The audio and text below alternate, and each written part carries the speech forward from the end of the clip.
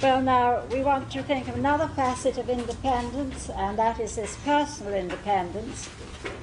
The children begin to want to do everything for themselves. They begin to try and dress themselves, to wash their own faces and hands, and so on. And again, we do have very complicated clothes. I think the children's clothes at the moment have got very difficult for the children to manage. They were very much better a few years ago. And many of the little pants the boys wear are very tight. They don't do up well around the waist. You know, you have to really squeeze them unnecessarily, yes, which must be very bad indeed for their circulation. And I also think that it's very bad to have little boys in long pants all the time. You see, yes, all the summer they run about in long pants, and the air and the sun never gets to the skin. Now, you manufacture a glycerol in the presence of sunlight, you see, and then if you, in the winter, you become immune to colds and things. But the sun on the skin is very necessary. I shouldn't have thought in this climate you needed to wear long pants at all. It's bad enough when you're an adult, but why should little 3- and 4-year-olds be in them? It's only a fashion. Now, about 8 years ago, it was a fashion to have little boys in the skimpiest pants. And they ran about in an English winter perfectly happily in little socks and skimpy pants, and they were actually healthier, you see, because too much clothing does the opposite to what you want, you know, because the air does need to get to the skin. And I don't think all the nylon is too good, because I think that's one of the materials that the rays of the sun do not penetrate and the air doesn't penetrate. A loosely woven cotton, a loosely woven wool, and the air goes through, the rays go through. I think we've got to start thinking about simple clothing for the children again, clothing they can manage, and clothing that is really healthy.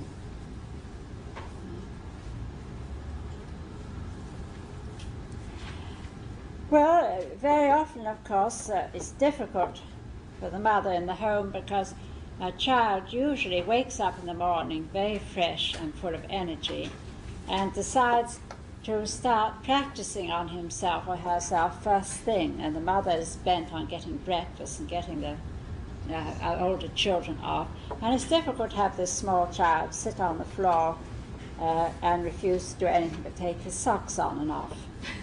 You see? But you have to go through that stage, and if you prevent him, then you are really preventing growth and frustrating him. Again, at first, he usually starts, I find, they usually start with the socks, because they can see their own feet. And it's very difficult to put on the rest of your clothes, it's very difficult to do up your buttons, because you can't see what your mother is doing when she just puts you on a coat with your buttons or your zip. See? And that's why children so often, when they want to take their coat off, they'll pull like this. Oh dear, I got popped. And got that. And will pull themselves undone. You know? Well, they can't really, but they will try and get things undone in that way. Well, as far as putting on their socks goes, you do have to let the child. And the trouble is that he may take 20 minutes to put on his sock, and then he pulls it off again, because he wants to do it again and again, you see. And if he ends up with it the wrong way round or inside out, again, we should not correct it. You see, it's awfully hard on a child, because their mother then comes along and says, oh dear, this is inside out, or this is quite wrong, whips it off and puts it on again in the twinkling. It makes you feel really feeble and impotent, you see, and it drains the children of this self-confidence which they are building up. So therefore, when he has finally got his sock on, you should be very pleased with him. Oh, isn't that lovely, you can put your own socks on. And then, the next time, give him a very simple lesson in how to do it. See? But again, when they make an effort and button their own coats, if they get a button in the wrong hole, we must leave it. We mustn't always be sprucing them up, because we're going to take them out. After all, it doesn't really matter for one day if the buttonhole is in the wrong button, you know. We must have this sensitivity towards their feelings and realize how very easily they feel that they can't do anything. See if we correct everything they do. Well, one way in which we can really help them is by letting them have all the different fasteners in turn. It's very difficult to do it on your coat. It's easier to do it on a frame, you see, which you can rest on the table so that it is steady. And you can practice doing these buttons. You see, here's a frame with the large buttons. It's just 2 pieces of cloth, it's large buttons. And it is important to have only one type of fastener at a time. I see lots of copies of these things, and you see somebody advertising an overall which has one button and one hook and eye and one zip and one something else. Nursery schools had rather a horrible rag doll with us, in which there was one button and one hook and eye, and the mouth was a zip, which really I thought was a horrible. You know, well, a child could not learn to do all those things in one go, you see. So we have one of these dressing frames for each type of fastener the child is going to find on his own clothes. Now, fastenings do change from time to time and generation to generation. My grandmother wore something called button boots, and she had to have a button hook to do them up. And then they wore kid gloves up to their elbows, and they had a little button hook to do up the buttons. Well, we don't wear those clothes anymore, so it would be obsolete to give the child a frame in which the buttons have to be done up with a button hook. So if you see those in a Montessori catalogue, that's because in 1900 they were necessary, but you wouldn't buy it because you don't get those today. Perhaps in a while we should go back to them. The trouble today is they're always inventing new fasteners, aren't they? Each one worse than the last. So if there's anything that is currently fashionable, you could always make one of these yourself. But you could buy the empty frame in England and make whatever's necessary. But these, I think we have the basic ones here. You see the large button, size approximately of the coat button, and then a small button, approximately a dress or a shirt button. This one is Popper's. Oh, no, this language barrier. They've got lots of names. They're called press fasteners. They're called Popper's. Snaps. Snaps. Hooks and eyes. A dress zip, which I don't have with me, and this is the coat zip. The coat is the one that comes right undone. But you would first have a dress zip. And with us we have 2 types of lacing. The cross lacing is mainly what the women wear, and the bar lacing is the way the men do up their shoes. But I don't know that you have that difference. Some people still do. They do. Then the children could. In this unisexual world, you don't. And then it's often used, the lacing is often used decoratively, and both lacings are used, you know, so it's as well to know for. And then, of course, bows. With the bow, it's much easier if the 2 ribbons are different colours.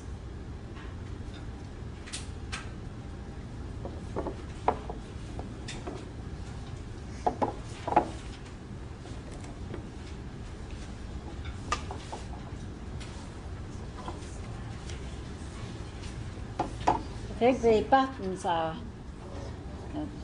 probably the easiest for a small child. And don't start worrying whether it's a boy's way or a girl's way, you know, because No, you can't possibly, don't men go one way with you and girls the other. I think that's because you had to draw a sword and wear that a certain way and your buttons had to do the other way up. For some funny reason. But you don't need to worry about that with children. Now first, you see, you need to give a very careful lesson in how you undo a button. So I've said how so many children don't know how to. And you hold the buttonhole between your finger and thumb, the button between the finger and thumb of the other hand, and you tip your button, you see, until it is vertical, and then it just goes through the hole without stretching it. That's the right way to undo a button. Tip the button, and then the child likes to know that it's really undone, so if you turn one flat back he can see that really undid the thing. To do it up, you do just the opposite. You hold the button between the finger and thumb. I'm right-handed, so I would hold it between my finger and thumb. My left hand, you let it just appear through the button hole, and then you take hold of the button with your right hand, buttonhole with your left. You pull the button through, it's still vertical, and at the last minute you flatten it. Button in your left hand, just through the buttonhole, change hands, pull it out vertically, and at the last minute flatten it. In that way you don't stretch your buttonholes. You know how a perfectly good coat sometimes has sagging buttonholes because its owner doesn't know the right way to do the buttons up. Mine used to women try to unbutton it, just take it and they go start pulling, and then eventually. Yes, that's because they don't understand. You see, you can't see it. Right. You can't see what your mother's doing when she buttons and unbuttons you. So now the child will try for himself. At any point he may take over from you. At first they're very apt to get the buttons in the wrong holes and so on. You can give a new lesson, and most of these very simple techniques need to be shown more than once, because although they seem so simple to us, they are really quite complicated techniques. When they're buttoning themselves, do you think it's easier for them to start at the bottom so that they get the holes in the buttons in the right place? I don't know, but I think that's when they often need a mirror,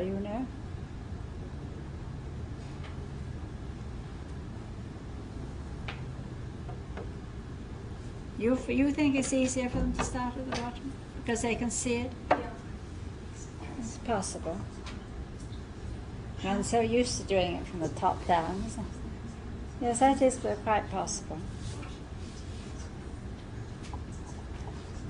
Well, the small buttons are used in the same way. And both frames will be there. The child usually begins with the bigger button because that is very much easier. But at any time he can take the smaller button.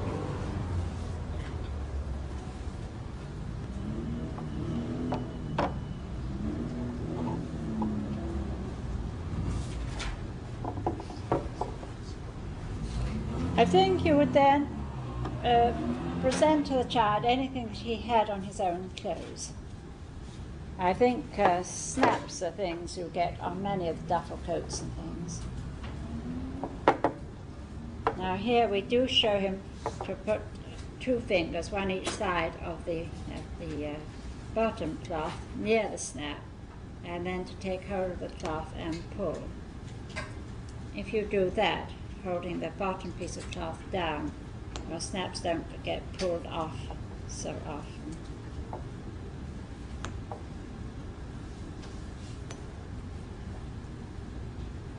Moves his fingers down for each one.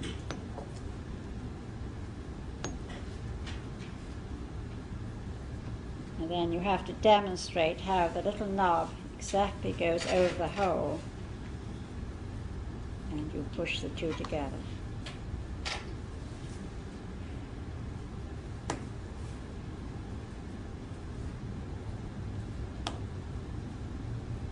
You get the knob exactly over the hole. Push. They like this one because, of course, it does make that little snap noise. We have a lot of Velcro now. Hmm? Velcro. Do you know what Velcro is? Velcro is sticky material that sticks on. Yeah. Oh, I and know. it just rips off. But they need help with that, do they?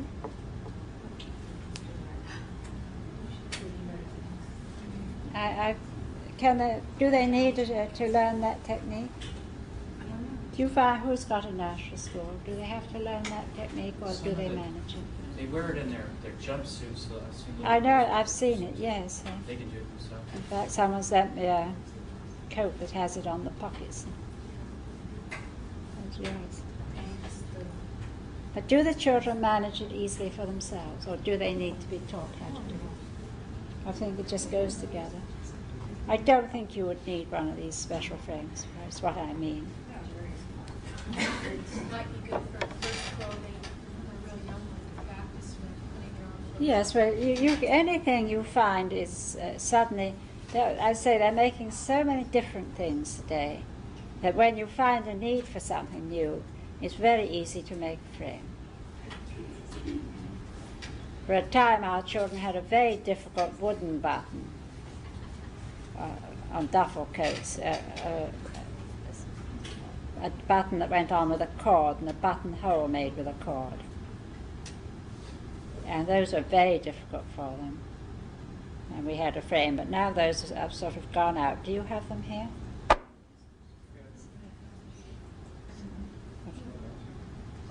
Hmm? I think they've gone out here too. I think so, yes. They were in for a long time. I think they came in the war. I have a problem with little boys and their belt buckles. There are all kinds of, they wear belts Yes. with buckles. Is there a good way of... We did have one with straps. Well, there should be one with 5 straps and buckles, you know. Would you have various kinds of buckles? Or would you- No, you only have one kind on one frame.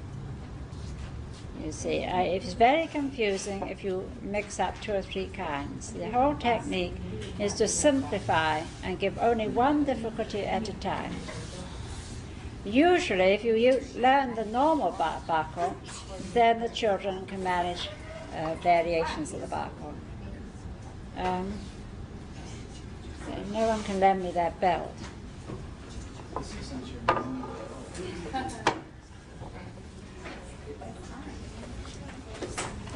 Oh, that's a different kind, isn't it? Yes, they use those a lot now. with children. Yeah.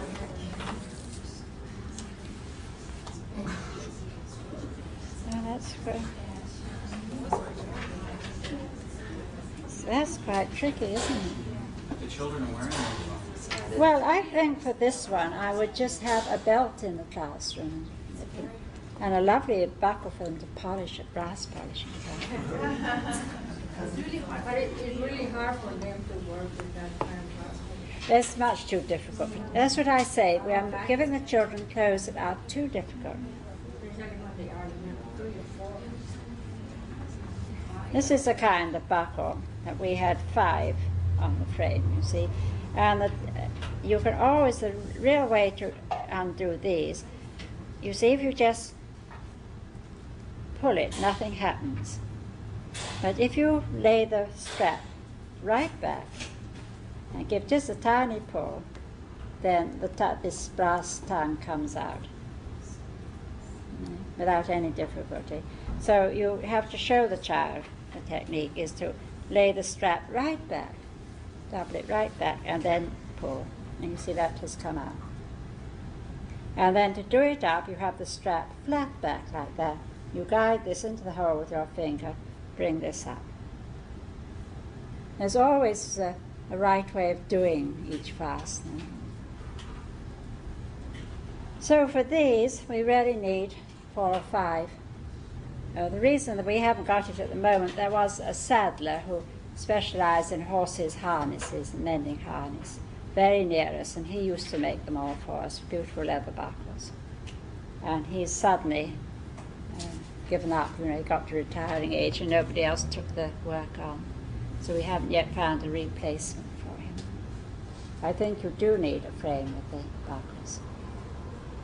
They need to be those good leather buckles.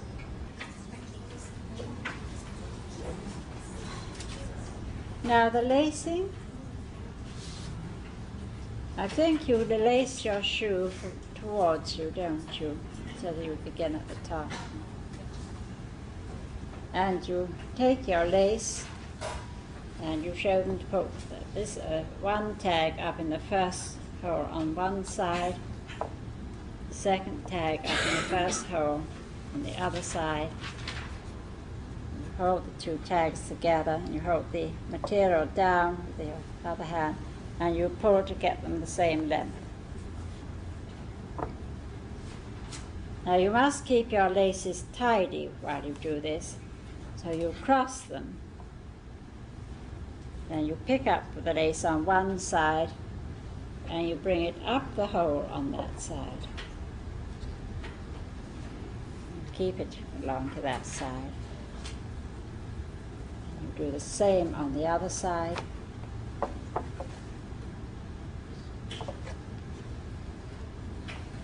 Now you've got your first cross. You take your laces, cross them, and you just repeat that all the way down. Margaret, would you have that turned toward you and the child beside you? The child would be beside me. And you would have it the other way? I just have it like this. The child is sitting here. Well, so you would do it from the top then? You see, that's like the top of his shoe towards him. I'm doing it this way. It's something I can't do upside down, you know.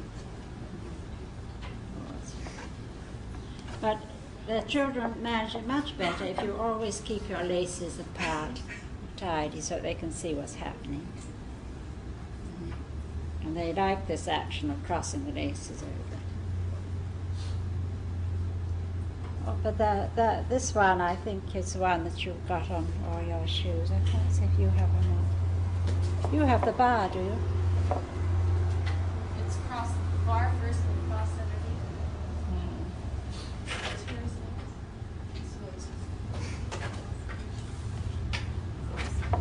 crossed on top.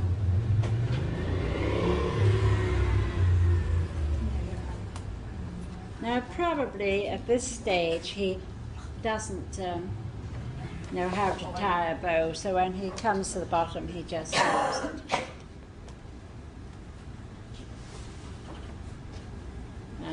I needn't do any more. I'll finish it afterwards. Would it be too artificial to make each half in a different color so they can see where each side There's no goes? need to. These holes are very distinctive. I just thinking of where I each don't side think, goes. I've never had any difficulty with this. I don't think that is the point really here.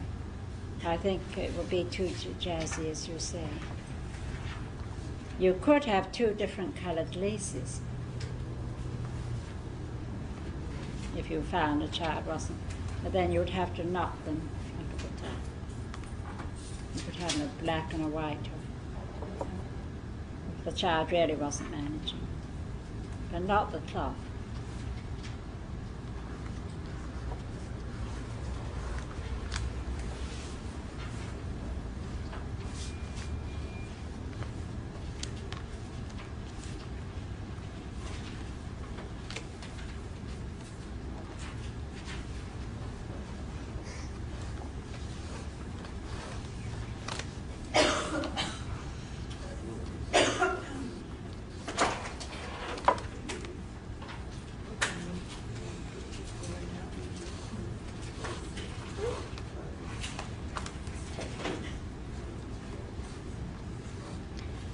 I'll show you this one. You'll probably need a redemonstration in the lab class.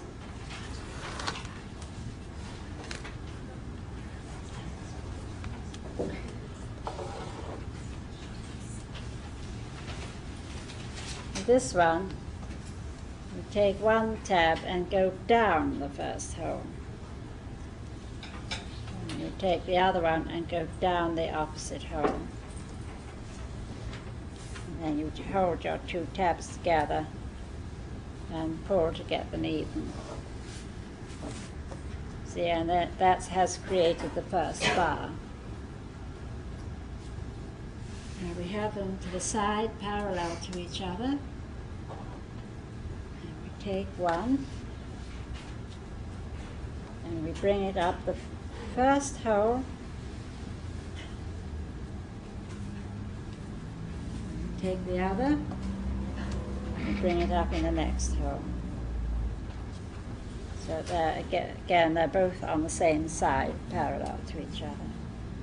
Now this first one has to come into this hole. This one has to come across to that hole. And this one has to come across to that hole. So we do the top one first. It has to come down this hole. That makes our second bar. Now this one has to go in this hole, so this one will have to come up in this hole.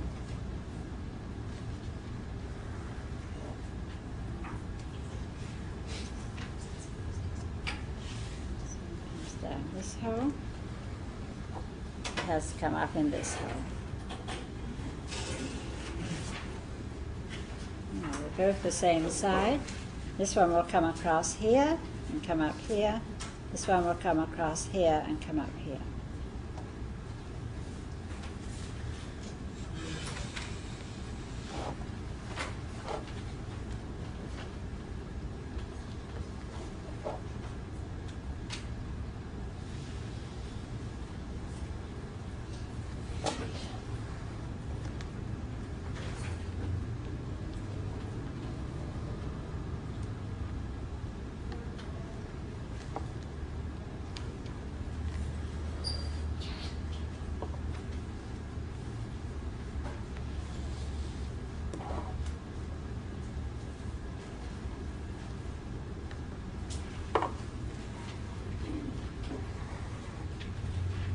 No, there's no hole here, so the last hole is there.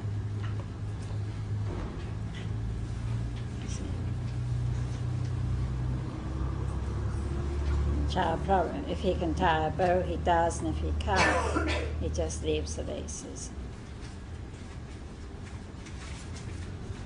May we see the back side? Well, the back side is not the side you look at. I just wanted to see what it looked like.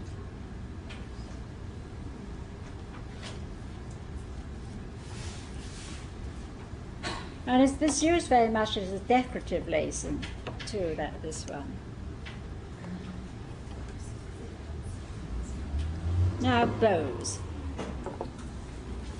It's easier for the child if the two ribbons are in contrasting colours. And if a small child comes to school with shoes with laces and bows, I think you're always wise to pretty quickly teach them how to untie bows. Because otherwise you do spend a lot of time in a nursery school undoing knots, don't you? Because they pull the wrong bit of the bow, breaking your fingernails. So you can just teach them how to, show them very carefully, cut ends, and teach them just to untie a bow.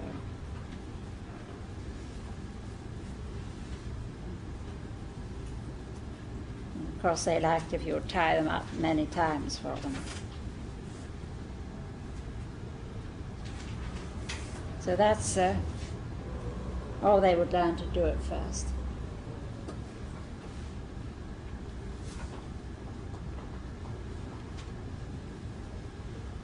I think the bow is a complicated thing to learn, so I always teach it in stages. Having taught them how to undo a bow, I would then teach them only the half knot.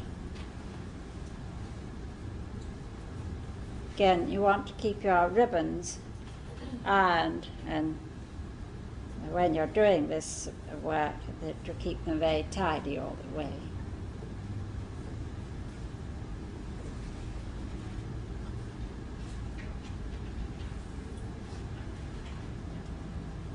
Now the first thing we do is to cross our ribbons all the way down, laying them nice and straight.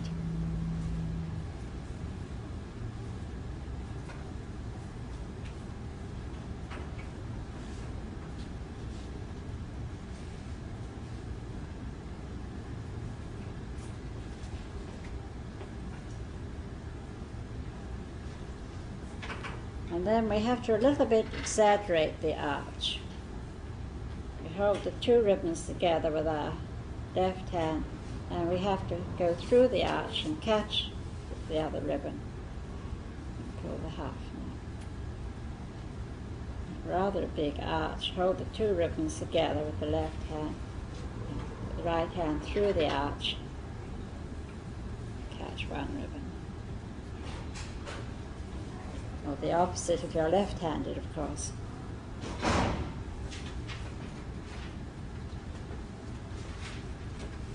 I wouldn't be surprised, because you're using both hands equally, if a left-hander can't do it the same way as a teacher, you know, because you're using your hands equally here.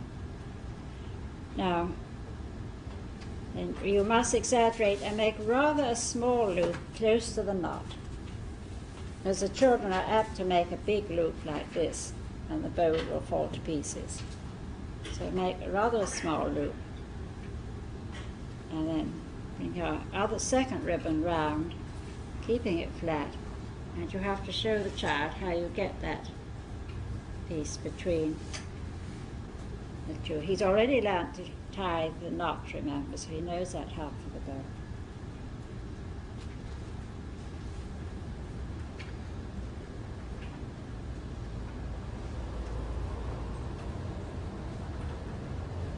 Now when you have tied your bow, tie a straight bow the first time and don't fiddle with it. If you start poking and patting the bow to get it perfect, and the children always think that's part of the exercise, you know, and you'll find them all tying a bow and then doing these useless fiddles. So it's a very simple demonstration. And leave your bow alone. And if anybody doesn't know how to tie a straight bow, I'll show you. Because some people tie a crooked bow, some tie an upside down bow. It's very easy to show you how to do a straight bow.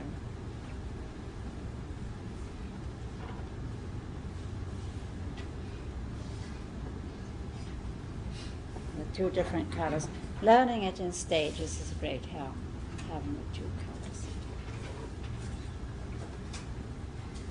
Before you go on to something else, to prevent the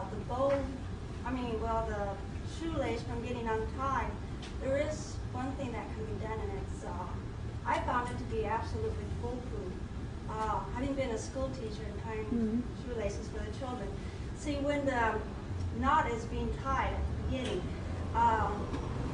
turn the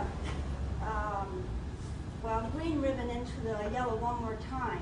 See, instead of doing it just once, do it twice. These are not shoes. These are little girls' hair ribbons and I thought bows. This was supposed to, No, this is a shoe. This is a shoe. You come and show us. Oh, okay. If it's not too difficult for a child. And it's very simple for the children to learn too. Yes, I don't think I've know what to do.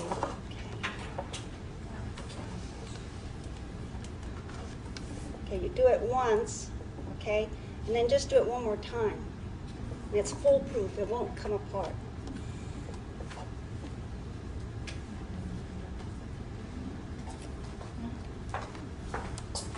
I'll teach you to tie a straight bow, you're talking about.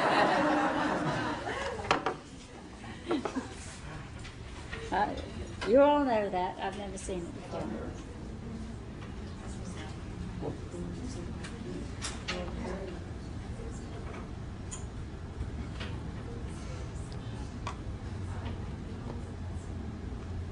It's a bow that won't come undone.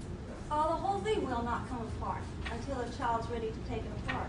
I see. I think it grips. You see, you made a twist that grips. Yes, I can see how that done. Oh, well, it's nice to know. Thank you. You're welcome. My contribution to education. Well, all of you prepare to give a contribution every time. Teaching them a double bow also helps. Ah, but then the double bow they can't. It's very difficult to undo. It doesn't come undone with a pull. Again, they put it tight and you break your nails again. So when they've got too much shoelace, then that takes up that extra shoelace. It's a hard job for the children to undo it. All right then. So, but you must provide, mirrors in the cloakroom and so on. Yes? We want the children to have a rich environment, but not an over-rich environment. The children want a rich environment, but not an over-rich environment. Yeah, I mean, how does the teacher and the parent figure out where that line is? Well, by not having a single thing you could do without, I think. Pardon? Not having anything that you could do without. You see, in the classroom, most of the things are there for a purpose, aren't they? For a learning experience. And don't be tempted with a lot of extra pieces of equipment you keep seeing, because very soon your room does get so cluttered that the children don't work. And your walls need to be, again, to have one good picture, perhaps two good pictures, but you don't want to clutter your wall space. Or you can't work in a room if every inch of the wall is bombarding you with pictures. So that's why I never put the children's work up on the walls. No, I don't ever. I mean, they have that, they can take it home. But you can't work in a room. The whole room gets restless. If you really have to put the children's work up, put it in a corridor. But I always let them just take it home or put it wherever they kept their things.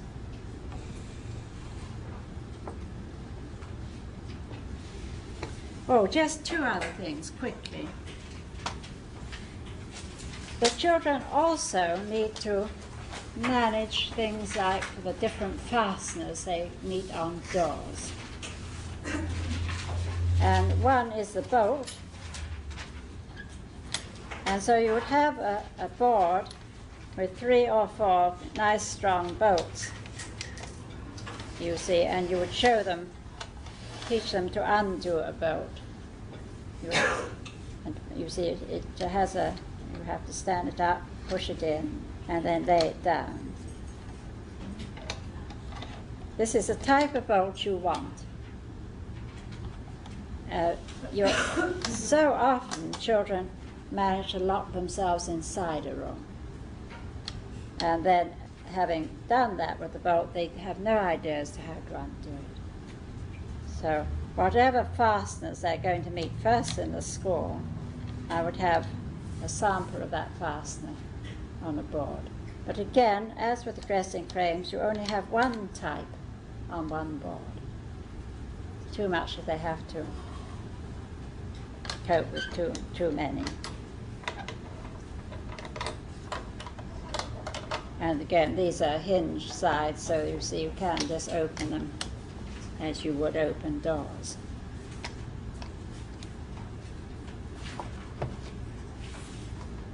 I saw some with a mirror inside.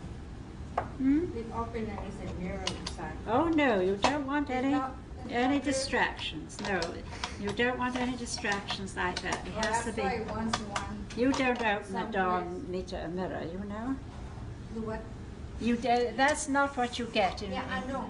I just wanted to know that was. No, I think. I saw it once one. No, these aren't toys, you see. These are real learning things. And you distract their attention from what they were really doing. You see? Well, here's the other type, you see. That the hook goes into the eyelid. Well, like the ones we have on our cupboards. You see? And the same thing. So, any type they're going to meet in the school you would have on a board. I think these are the commonest types, aren't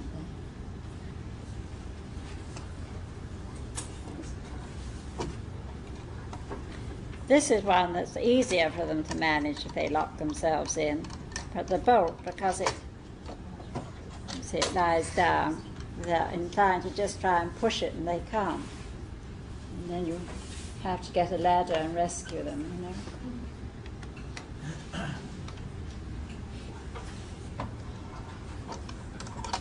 All right now? I have one question about opening the bottles. I did find all, there's making bottles really tricky to open, so children can't open them. Should we teach them how to open them? No, you don't want them to learn to open the type of bottle that you put dangerous drugs in. You know? Just the real simple. Yes, the ones that they're just going to meet, like screw tops, cork tops, you know, the ones you use as the washing up liquid, which push off and down. Yes. No, you don't want them to learn the other one. They're not going to meet it in their own life.